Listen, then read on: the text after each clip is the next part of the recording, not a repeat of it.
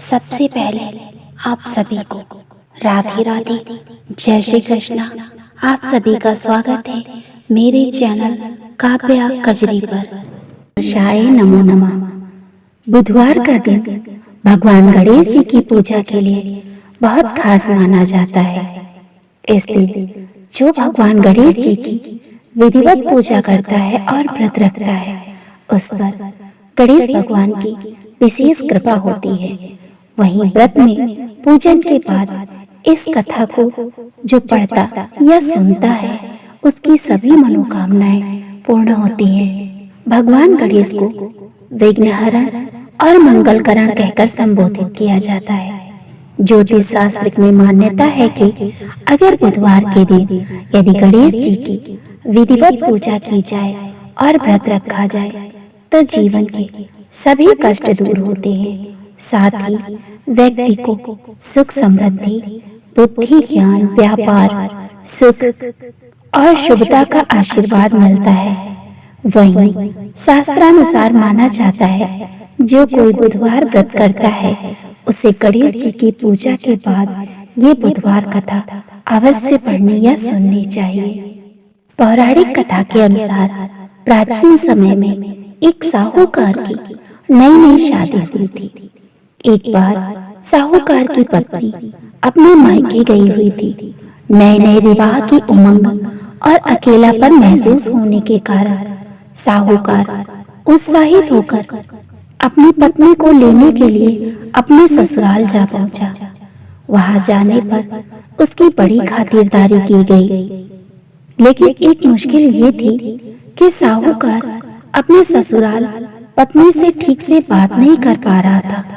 तब अगले दिन साहूकार ने ससुराल में सबसे ये बोल दिया कि आप लोग विदाई की तैयारी कर लीजिए, हमें अभी जाना होगा। उस दिन बुधवार था। साहूकार के सास ससुर ने उसे मनाने का बड़ा प्रयत्न किया कि आज बुधवार का दिन है बेटा, इस दिन बेटी की विदाई नहीं की जाती है। वहीं किसी शुभ काम के लिए जाना भी बुधवार को शुभ नहीं माना जाता है। परंतु साहूकार ने किसी की एक ना सुनी और कहा कि मैं इन सब बातों में यकीन नहीं करता, आप लोग हमें विदा कर दीजिए। साहूकार की जिद के आगे उसके सास ससुर की नहीं चली। तब मन मारकर उन्हें बेटी और दामाद को विदा करने की तैयारी करनी पड़ी। अब विदा होकर जब साहूकार अपनी पत्नी के साथ अपने घर जा रहा था तो रास्ते में उसकी पत्नी को प्यास लगी। साहूकार जब पत्नी के लिए पानी लेकर लौटता है, इस बात से हैरान हो जाता है कि उसकी ही शक्ल का कोई दूसरा आदमी उसकी पत्नी के साथ गाड़ी में बैठा हुआ था। इसके बाद साहूकार की पत्नी भी अपने पति जैसे दो लोगों को देखकर हैरान हो गई। उसे समझ में नहीं आ रहा था कि उसका असली पति कौन सा है। तब जैसे ही साहूकार ने गाड़ी में अपनी पत्नी के पास बैठे व्यक्ति से पूछा, तुम कौन हो?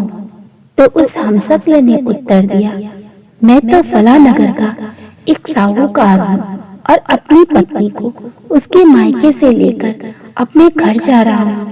लेकिन तुम कौन हो जो मेरा वेश रखकर यहाँ आए हो? उन दोनों के बीच ये बहस धीरे धीरे करते झगड़े में बदल गई। झगड़ा बढ़ने पर वहां के सिपाही उधर आ पहुंचे और दोनों साहूकारों को पकड़ लिया। अब सिपाही भी असमंजस में पड़ गए कि दोनों की शक्ल एक जैसी कैसे हो सकती है। तब सिपाही ने साहूकार की पत्नी से पूछा, तुम बताओ तुम्हारा असली पति कौन सा है? साहूकार की पत्नी खुद बड़ी दुविधा में थी। इस परेशानी से बचने के लिए साहूकार ने हाथ जोड़कर भगवान से विनती करना शुरू कर दी, हे भगवान, ये कैसी माया है?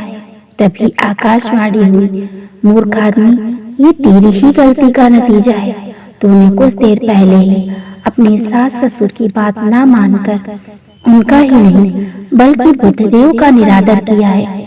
बुधवार के दिन गमन करने की मनाही है और तू अपनी जिद के कारण अपनी पत्नी को लेकर चल पड़ा। इसी कारण स्वयं बुद्ध देव ने तुझे सबक सिखाने के लिए तुम्हारे जैसा वेश धारण किया है। ये सुनकर साहूकार को अपनी गलती का एहसास हुआ। साहूकार को अपनी गलती का एहसास हुआ और उसने भगवान से माफी मांगी। साथ ही साहूकार ने नियम पूर्वक बुधवार को व्रत करने का संकल्प भी लिया। इसके बाद साहूकार के वेश में खड़े हुए बुद्धदेव वहां से अंतर्ध्यान हुए।